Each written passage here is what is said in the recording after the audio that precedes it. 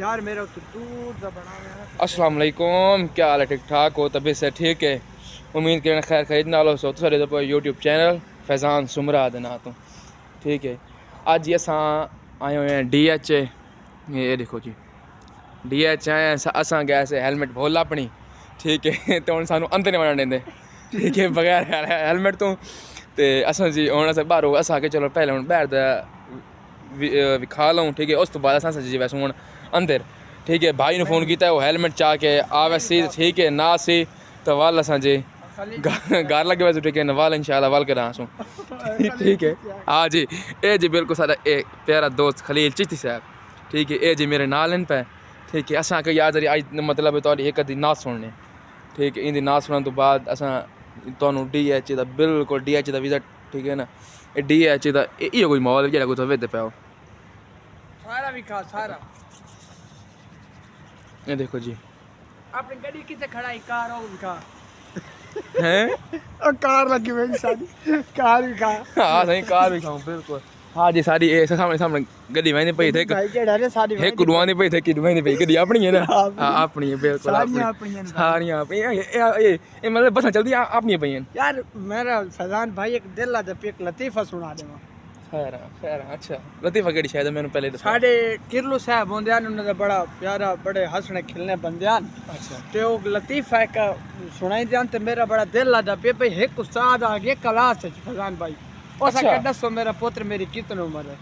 दसो मेरा पुत्र मेरी कितनी उम्र है? हाँ एक बार हाथ खड़ा किया उस्ताद जी तुम्हारी उम्र 75 साल है। उस कहला मेरा पुत्र 1000 रुपये ना दसता ने क्यों पता लगे? मेरा डाडो होंदा आई, अच्छा ओदी उम्र आई 75 साल और तुम्हारी तरह चबला मरेंदा आई। अच्छा ते जेले उस आखा ना तो कदे 1000 रुपये वापस दे। अच्छा मतलब एक गाल करन दा मकसद है वो छोटे जे बाल ने फंबुला लिया उन्हें।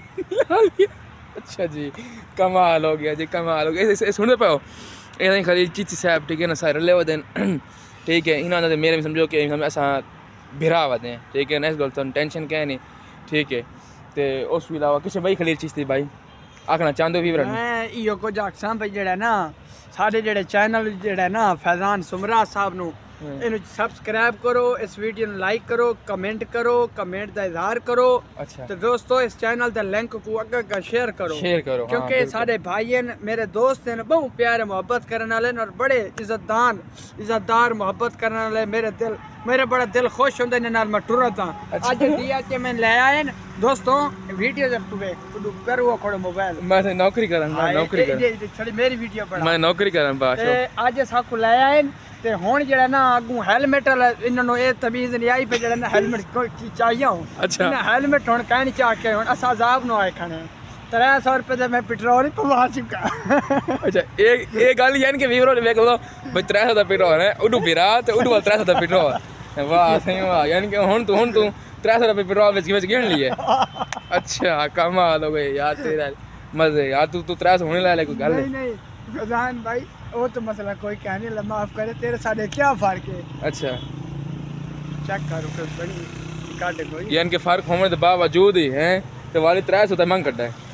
नहीं है 1700 रखी है तेरे सारे को फर्क है। रात में तू मैंने कढ़ाई च खवाई आज मैं 300 पेट्रोल पवा देते हैं। गल खत्म। नहीं कढ़ाई के पैसे ज्यादा नहीं है, पेट्रोल के पैसे ज्यादा है मेरे हिसाब से। कढ़ाई च ज्यादा नहीं लेकिन काले मैं 10 नहीं छोड़ा होई तो मिल जानी भाई मियां सारे को फर्क क्या है? अच्छा फर्क क्या नहीं ते गल ये आ गई कि अस नहीं 300 रुपए पारू हैं ते हेलमेट पारू रुक के खड़े मारो मारो गुड सारी ये औकात है तू औकात नहीं सीखना है।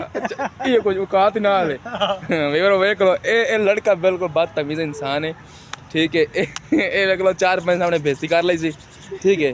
अच्छा जी ये माहौल चेक करो, बिल्कुल बारिश आ बस आई हुई है। माहौल चेक करो बिल्कुल लगता है जिमें असां किधे आए वदे भला DH मुल्तान, ठीक है। तो इतना ही कहने आई दा वीडियो दा एंड, ठीक हो गया। तो इंशाल्लाह उम्मीद करने तो वीडियो अच्छी लगी हो, ठीक है। सब्सक्राइबर भी करो, ठीक है। लाइक शाइक कमेंट शमेंट कितना करो, ठीक है ना।